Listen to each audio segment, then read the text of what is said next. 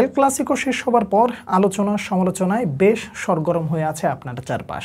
এক নম্বরে হচ্ছে রিয়াল মাদ্রিদের জয়, 2 নম্বরে লামিন ইয়ামালের উদ্ভট মন্তব্য, ম্যাচ শেষে দুই দলের প্লেয়ারদের হাতাহাতি ঝগড়াঝাটি, এসব বিষয়ে বেশ আলোচনা হচ্ছে। তবে এত কিছুর মধ্যেও একজনকে নিয়ে আলোচনা যদি না করা হয় তাহলে বড্ড বেমানান হবে। সেই নামটা আর কেউ নয়, এইটার মিলিতাও।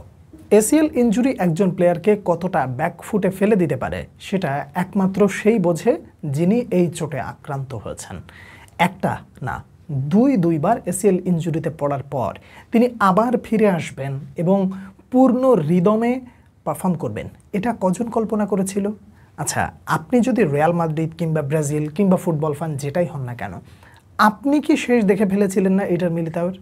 তাহলে আপনাকে মিথ্যা প্রমাণিত করেছে মিলিতাও কিভাবে? যেমন ছিলাম তার চেয়ে ভালো বা তার চেয়েও দুর্দান্ত হয়ে আমি ফিরে এসেছি এবং জান প্রাণ দিয়ে খেলছি এই দলটার জন্য। কার্লো আনচেলত্তিকে এর কিছুটা ক্রেডিট তো দিতেই হয়, তার কারণ তিনি যখন ছিলেন সেই সময় এটার মিলিতাও যথেষ্ট পরিমাণে রিকভারি করার জন্য যে চেষ্টা করেছিলেন তখন তাকে সেই সুযোগটাও তিনি দিয়েছিলেন। এখন রাইট নাও এল ক্লাসিকোতে যেই এইটার মিলিতাওকে আপনারা দেখেছেন, এই মিলিতাওকে কোন শব্দে বর্ণনা করবেন? খুব ভালো, দুর্দান্ত, অসাধারণ, অনবদ্য, সব কিছু এক জায়গা করে একটু কমপ্লিট ফুটবলার আসলে আপনি যদি বলেন বা কমপ্লিট পারফর্মার যদি আপনি বলেন তাহলে কি খুব বেশি অন্যায় হয়ে যাবে?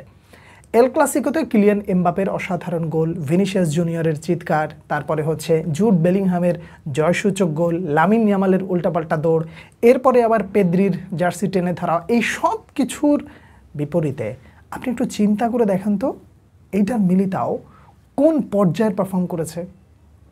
রিয়াল মাদ্রিদে তিনি যেভাবে পারফর্ম করেছেন, এই পারফরমেন্স দেখার পর কার্লো আনচেলত্তিকে মনে মনে বলছেন যে আমি আমার বিশ্বস্ত সেনাপতিকে পেয়ে গেছি, আমার বিশ্বকাপের জন্য আর খুব বেশি চিন্তা করতে হবে না।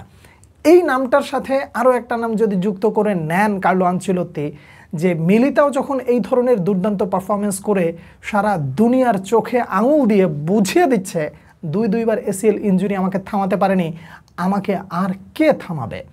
মানসিক জোর যদি একটা মানুষের থাকে, আমি থেমে থাকতে চাই না, আমাকে সামনে যেতে হবে, আমাকে লক্ষ্যে পৌঁছাতে হবে এবং আমার অর্জনের মাধ্যমে সারা দুনিয়াকে গর্জন দেখাতে হবে।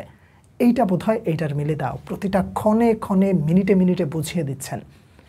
এল ক্লাসিকোতে একেবারে শুরু থেকে নিয়ে শেষ পর্যন্ত পুরো মাঠে আপনি এইটার মিলিতাওর পারফরমেন্সটা যদি না দেখেন তাহলে আমি আপনাকে বোঝাতে পারবো না যে তিনি কতটা ইফেক্টিভ রোল প্লে করেছেন। বিল্ড আপে, ব্লকে, তারপরে ট্যাকেলে, কোন জায়গায় আপনি মিলিতাওকে পাননি? প্রত্যেকটা জায়গায় সে উপস্থিত। জানান দিয়ে দিল যে ব্রাজিলের বস কার্লো আনচেলত্তি আমার উপরে যেই ভরসাটা রেখেছে, অর্থাৎ মিলিতাওর উপরে যে ভরসাটা রাখছে সেই ভরসাটা মোটেও অযৌক্তিক নয়, বরং মিলিতাওয়ের সাথে গেব্রিয়াল মেঘালাস, এই যে জুটিটা কার্লো আনচেলত্তি বিশ্বকাপের আসরে পাবেন, এই জুটিটা তাকে অনেক বড় ভরসা দিতে পারে।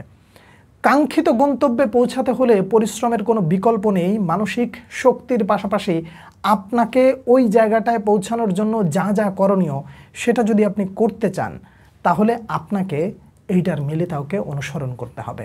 আপনি যদি পড়ে যান, যদি উঠে দাঁড়াতে হয় তাহলে আপনি এইটার মিলিতাওকে দেখতে পারেন এবং তাকে অনুসরণ করতে পারেন যে একবার পড়ে গেছি মানে হেরে যাওয়া নয়, আমি পরবর্তীতে যখন দাঁড়াবো তখন পুনরায় পূর্ণ শক্তি নিয়ে নতুন করে আমাকে পরিচয় করিয়ে দিব।